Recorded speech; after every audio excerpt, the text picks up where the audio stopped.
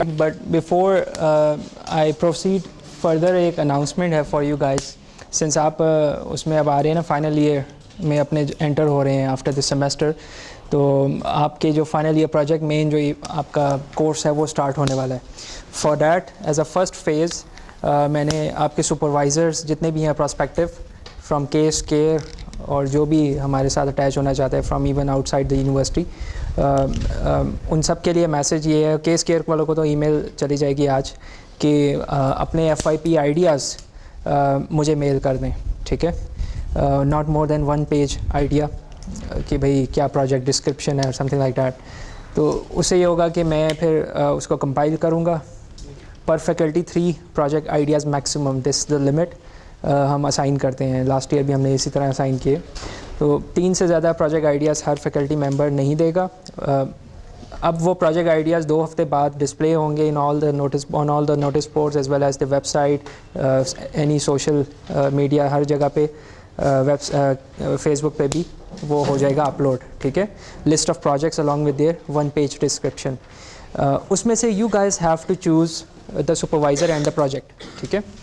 Maximum 3 to 4 people, 3 तो ideal हैं, 4 बहुत ज़्यादा हो जाता है, 5 तो बिल्कुल अलाउड नहीं है, ठीक है, until unless the project is very big, ठीक है। तो वो आपने उतने के ग्रुप बनाने एंड ये फर्स्ट कम फर्स्ट बेसिस पे भी हो सकता है कि भाई सिंस 3 प्रोजेक्ट्स हैं पर सुपरवाइज़र, तो you may run short of supervisors, ठीक है ना। तो फर्स्ट कम फर्स्ट बेसिस पे भी ये असाइनमेंट हो सकती है। इट्स नॉट लाइक कि 10 लोगों ने for the same supervisor registration करा ली। वो सुपरवाइज़र भी इस चीज़ को देखेगा कि 3 से ज़्यादा स्टूडेंट्स के प्रपोजल्स पे साइन ना करें, ठीक है।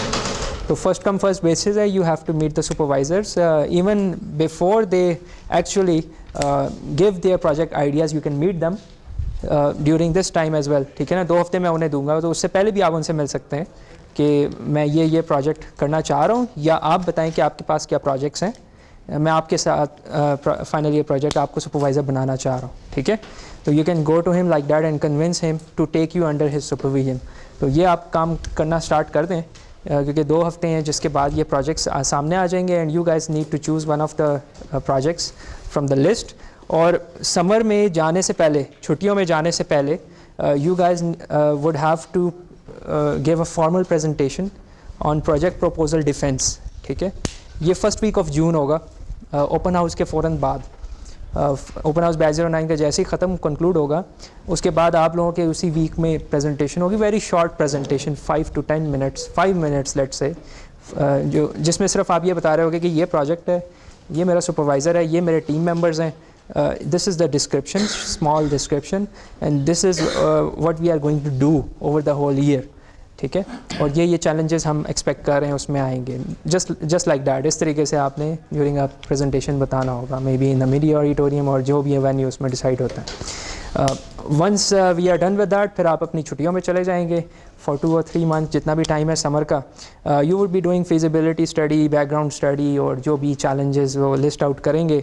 And when you will come back in the fall semester, तो you would be defending the first interim proposal defence, ठीक है। वो ज़रा एक्सटेंसिव होगा, 10 से 15 मिनट प्रेजेंटेशन हो सकती है, जिसमें इंटरिम प्रेजेंटेशन आप दे रहे होंगे कि this is what we have studied, background study हमने ये की है, ये हमारी प्रोजेक्ट टाइमलाइन है, माइलस्टोन्स हैं, गोल्स हैं जो हमने अचीव करने, ठीक है ना, थ्रू आउट। ये हार्डवेयर रिक्वायरमेंट है, ये सॉफ्टवेयर रिक्वायरमेंट है, and so on and so forth. तो उस तरह की प्रेजेंटेशन आप समर में के फ़ौरन बाद आप देंगे। दिस मीन्स कि you guys are not free in the summer, आप लोग प्रोजेक्ट के ऊपर काम कर रहे होंगे, एक्चुअली स्टडी कर रहे होंगे, ठीक है। आप सर्वेज़ करें, मार्केट में जाएं, इधर उधर जाएं, जहाँ मर्ज़ी से इंफॉर्मेशन लें अबाउट ये प्रोजेक्ट, बुक्स पढ़ें, ठीक है, ऑनलाइन देखें। तो वो आपने फिर प्रेजेंट करना होगा as soon as you come back. और ये प्रेजेंटेशन होगी, वी आर प्लानिंग इट कि जैसे ही फॉल का 1 या 2 वीक्स में के अंदर ही हम ये प्रेजेंटेशन भी करवा लें, and there would be a certain weightage for that presentation as well, ठीक है ना। इन द ग्रेडिंग पॉलिसी में हम उसकी वेटेजेस भी लेके आ रहे हैं। तो इस तरीके से हम प्लान करें। फिर आगे फिर नेक्स्ट प्रेजेंटेशन होगी, वो मिड प्रोग्रेस रिपोर्ट में आएगी, right, by the end of the semester. फिर फाइनल सेमेस्टर आपका आ जाएगा, उसमें फिर फाइनल प्रोग्रेस आपकी होगी, ठीक है ना। इस तरीके से अब आपका ये स्टार्ट होने वाला है फाइनल ईयर प्रोजेक्ट।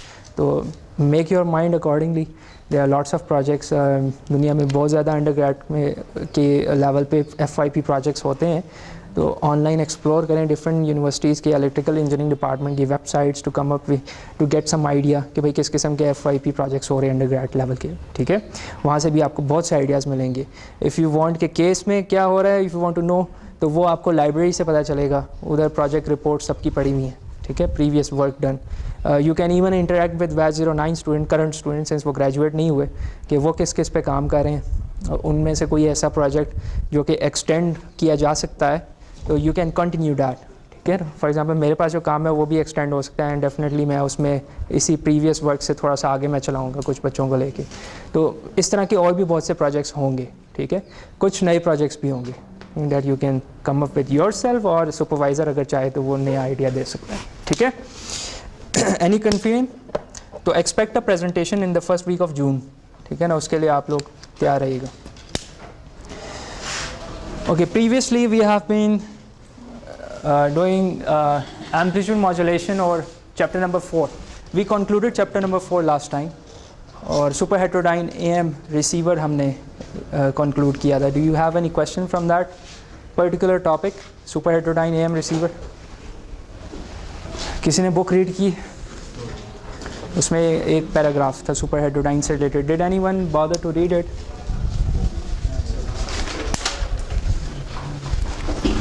किया? क्या पढ़ा है? स्लाइड्स के अलावा मैं पूछ रहा हूँ, if you have seen the book अभी नहीं, घर में भी इवन किस किस के पास बुक नहीं है, यानी किसने बाय नहीं की, इन अदर वर्ड्स। तो किस तरह पढ़ रहे हैं आप?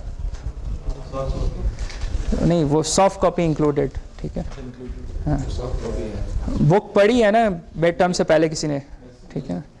तो प्रीवियस जो सेक्शन था उसमें बहुत से लोगों ने अभी तक बुक ना ही सॉफ्ट कॉपी में ली है ना ही हार्ड कॉपी में ली है, ठीक है। That's why I asked. May be यहाँ पे भी हों कुछ जिन्होंने हाथ नहीं खड़ा किया, ठीक है। बुक का नाम क्या है फॉर एग्जांपल? आप, हाँ, सबसे एंड में जो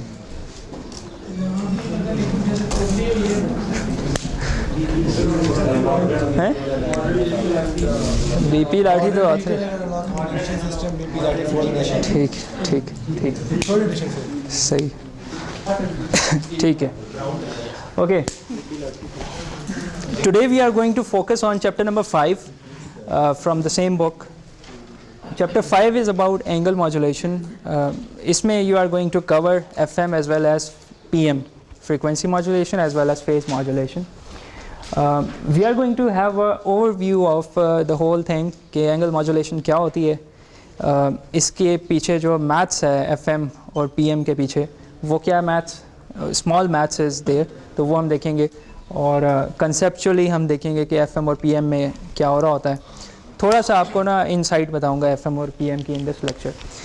इस चैप्टर में इसी तरीके से हम आगे चलेंगे जिस तरीके से चैप्टर 4 में चले थे। एक्चुअली हमने देखा कि AM क्या होती है, AM के डिफरेंट वेरिएंट्स क्या हैं, हाउ टू जनरेट AM। इसी तरह हम यहाँ पे देखेंगे कि what is angle modulation, what are the different types of angle modulation and how to generate them, ठीक है। फिर बैंडविड्थ एफिशिएंसी वगैरह वो भी टॉपिक आएंगे इसमें, डी मॉड्यूलेशन के वेरियस टाइप्स एंड उनके advantages, disadvantages, comparisons, some practical receivers, again superheterodyne उसमें आएगा, सुपर हेटेरोडाइन FM रिसीवर, ठीक है। वो किस तरह होता है, जो commercially you are demodulating the signal, वो किस तरीके से होता है। And then we are also going to see some practical transmitters जो आप अपनी लैब्स में भी कुछ लैब्स में देखेंगे, FM की मॉड्यूलेशन देखेंगे, और आपको हम टास्क भी दे सकते हैं as additional task in the lab to design a certain range of frequency transmitter, FM transmitter. VCO को हम देखेंगे, वोल्टेज कंट्रोल ऑसिलेटर, क्योंकि how we can design it, voltage control oscillator. We will also see कि VCO किस तरीके से FM generate कर सकता है, वो भी आज के लेक्चर में भी आपको थोड़ा सा मैं हिंट दूंगा। तो उससे रिलेटेड हम जनरेशन से रिलेटेड और डी मॉड्यूलेशन से रिलेटेड हम सर्किट डायग्राम्स भी, इवन इलेक्ट्रॉनिक्स जो है वो हम इसकी देख सकते हैं, क्योंकि उस पर हमने काम काफ़ी कुछ कर लिया हुआ है, ठीक है। तो वो मैं आपको बता सकता हूँ ईजीली। आप लोग लेट आए हो यार, इम्पोर्टेंट मैसेज आपने मिस कर दिया। कौन कह रहा है? वो खुद बैठा होगा जिसने कहा है, सारे बैठे हैं ना आपके अलावा। तो आपको उठने दिया सेमिनार से?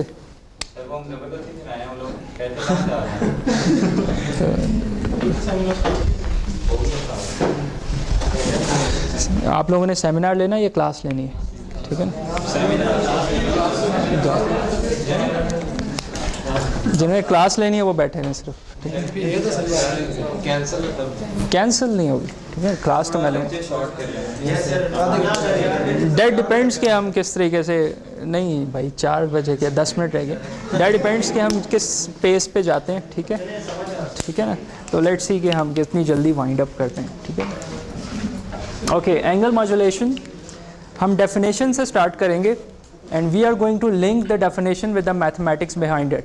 जो मैथमेटिकल एनालिसिस है वो इन्हीं डेफिनेशन से ही निकला हुआ है। आई विल प्रूव कि वो जो FM और PM के पीछे जो इक्वेशंस हैं वो इन्हीं डेफिनेशंस की बेस पे बनी हुई हैं, ठीक है? पहले हम देखेंगे कि what we have been doing in chapter number 4। उसमें आपने नोट किया था कि वी हैड अ कैरियर जिसका एक एम्पलीट्यूड A था and a certain frequency omega ct plus some phase which is constant assumed to be 0 in almost every scenario। हमने theta को 0 assume किया हुआ था amplitude modulation के केस में। the amplitude was varied with respect to the message signal, ठीक है? तो amplitude modulation हो गई थी, ठीक है ना? ये हमारी चैप्टर 4 की कंक्लूजन थी और इसी के फिर डिफरेंट वेरिएंट्स हमने देखे थे इसी टाइप ऑफ मॉड्यूलेशन के। अगर मैं कहूँ कि what if we keep the amplitude constant, हम इस एम्पलीट्यूड को नहीं छेड़ेंगे, एम्पलीट्यूड रिमेन्स कांस्टेंट, ठीक है? ये जो ब्रैकेट में टर्म देख रहे हैं we call it the angle phi of T.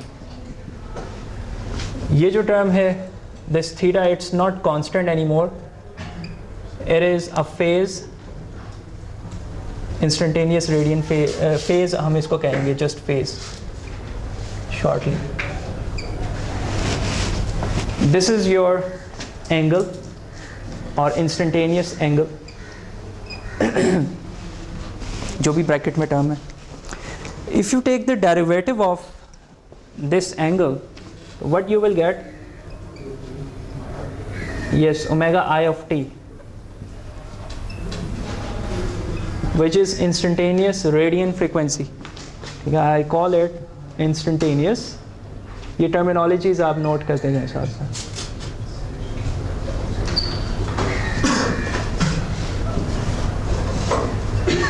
Instantaneous radian frequency is the derivative of the angle of a cosine और द कैरियर, ठीक है?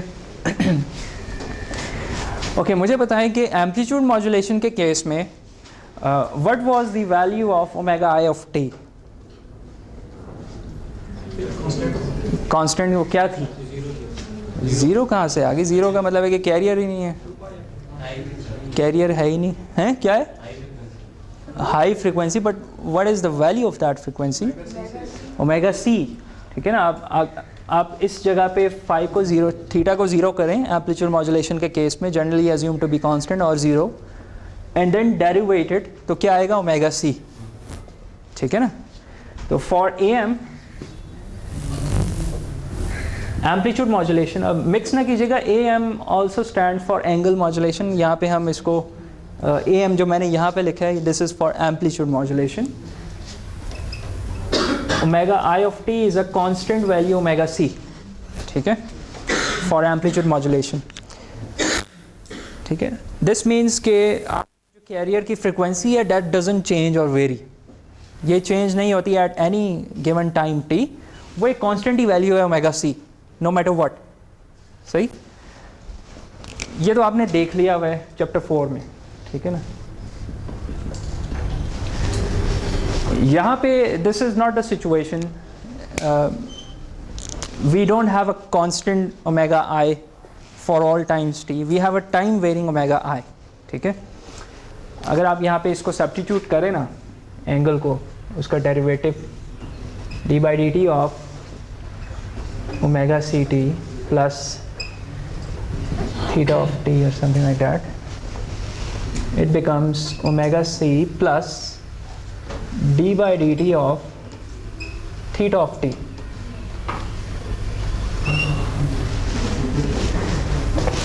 यही बनेगा, ठीक है?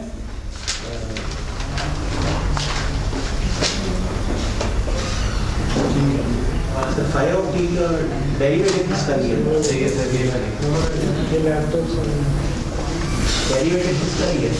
है? डेरिवेटिव किसका लिया? एंगल का। ठीक है, ये करेंगे। Yes, this is the angle. T से कट जाओ। यस, ओके, टी से कट।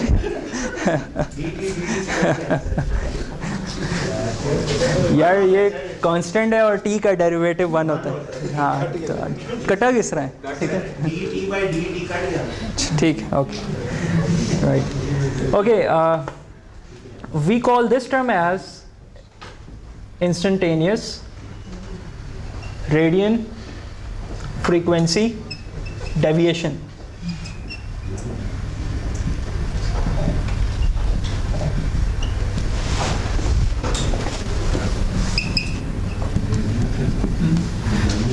I'll tell you कि why we call it this term. मैंने ये क्या बताया था कि जब आप एंगल का डेरिवेटिव लेते हैं तो जो भी चीज़ रिजल्ट करती है उसको हम इंस्टेंटेनियस रेडियन फ्रीक्वेंसी कहते हैं, ठीक है। यहाँ पे in our case the instantaneous radian frequency is being deviated, ठीक है। वो कौन सी टर्म है जो डेविएशन लेके आ रही है? वो ये वाली टर्म है, ठीक है। अगर ये टर्म ना होती तो इंस्टेंटेनियस रेडियन फ्रीक्वेंसी कांस्टेंट होती, ठीक है। उसमें जो डेविएशन आई है वो इस टर्म की वजह से आई है, ठीक है ना।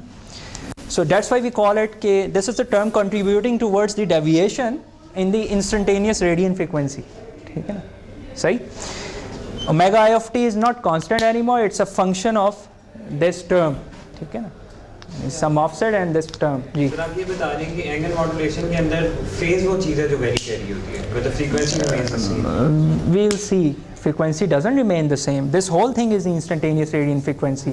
अगर ये vary करेगा with respect to time t, theta of t, तो overall frequency vary कर रही है basically, ठीक है ना।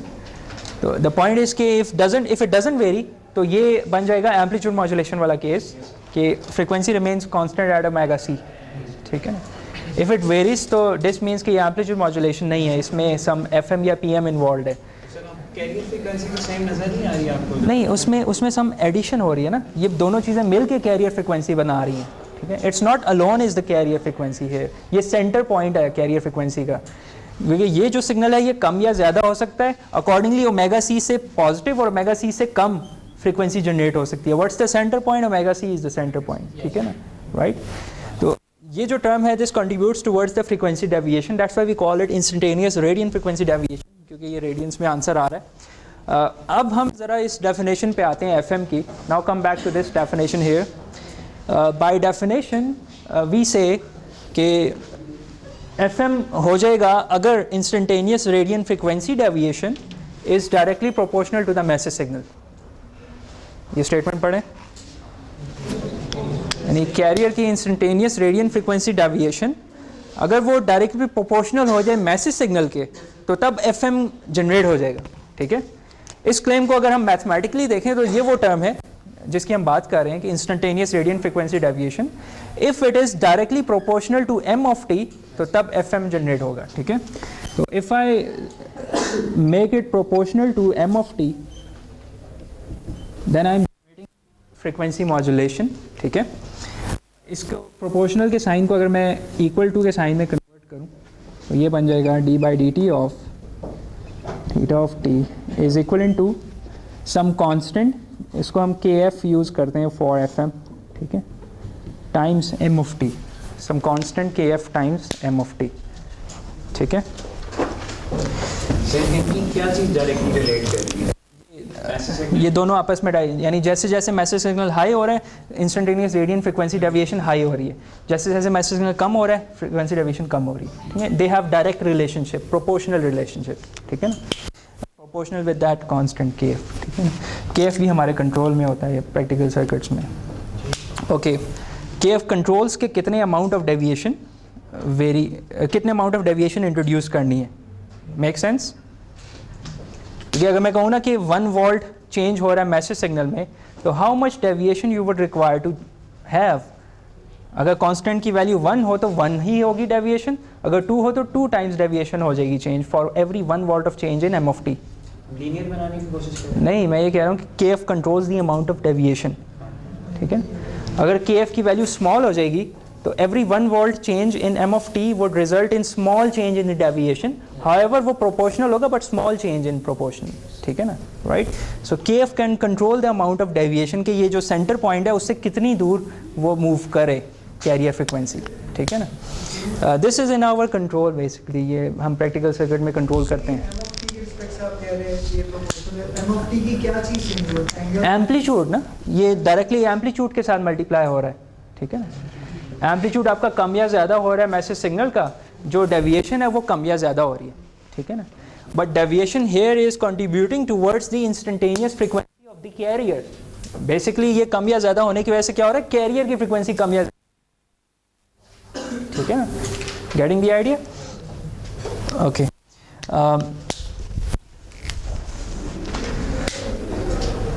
How about PM?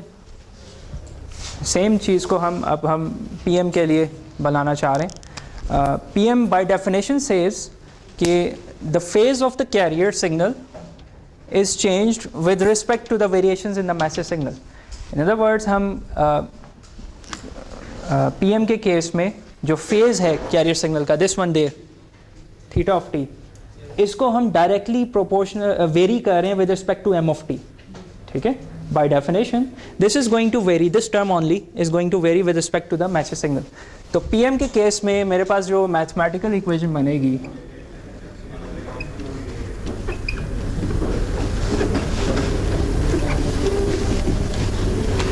वो ये बनेगी कि theta of t is proportional to m of t is equivalent to some constant kp times m of t. kp again controls the amount of radians that are being varied in the phase, ठीक है, सही. तो इस case में instantaneous frequency की equation क्या बनेगी, ये ज़रा सोच के बताएं क्या बनेगी.